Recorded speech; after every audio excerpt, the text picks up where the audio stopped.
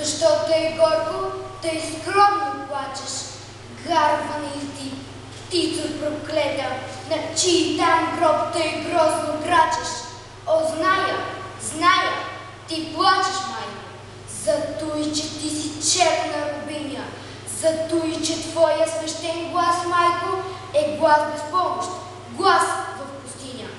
Плачи там близо до град София, вида аз стърчи черно бесило и твоят един син Българио виси на него със страшна сила.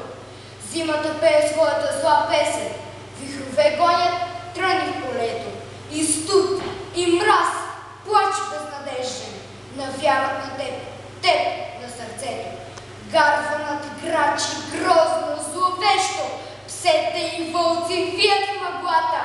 Старци за Богу молят горещо, жените плачат, пищят децата. Умря той вече, юнаш